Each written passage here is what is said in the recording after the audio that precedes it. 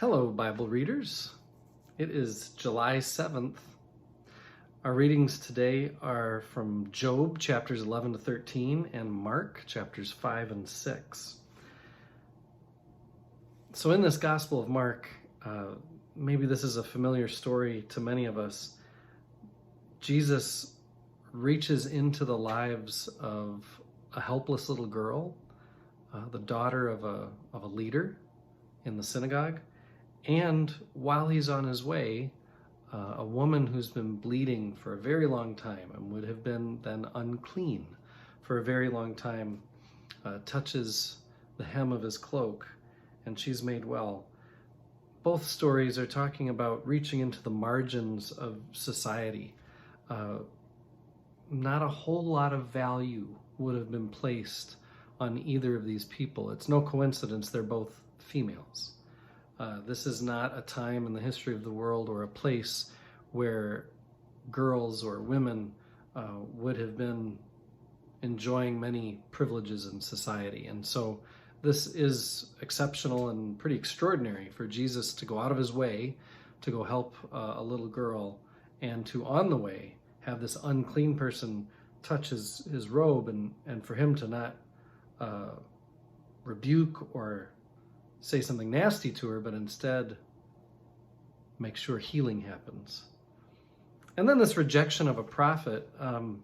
As we read more of the Old Testament, we're going to see that this happens a lot. This is par for the course. This is connecting Jesus's ministry to what ministry looks like in the Old Testament for a prophet. They try to insult him, by the way.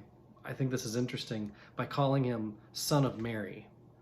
You'd typically call someone at this time a son of their father, son of Joseph in this case.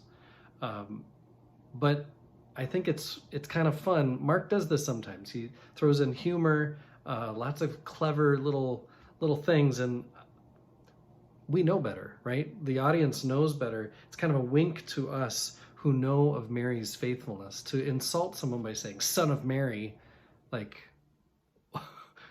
what an amazing thing to say, to call someone.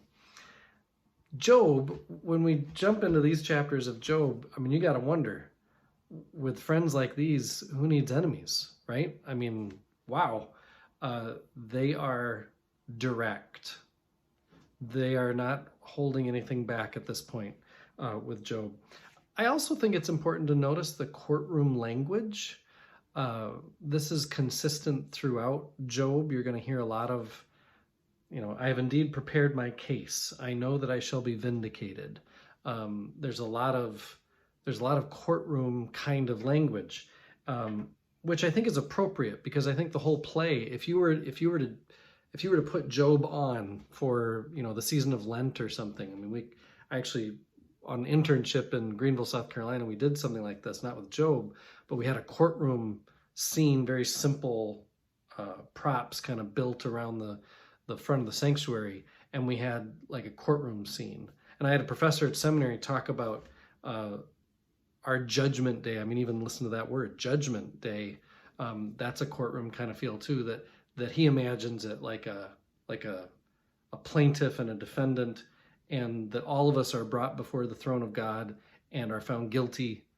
And every single time Jesus is brought forward as the star witness and says, I stand in his or her stead and wish to receive the punishment that he or she deserves. That courtroom judgment mentality, I think, is rooted in a very old sense of who we are in light of God. And I think Job, I mean, this is the second oldest story in Scripture. As we see, those feelings of courtroom are deep rooted in Scripture, obviously. I am one with my God. My God is with us, all of us, at all times and in all places.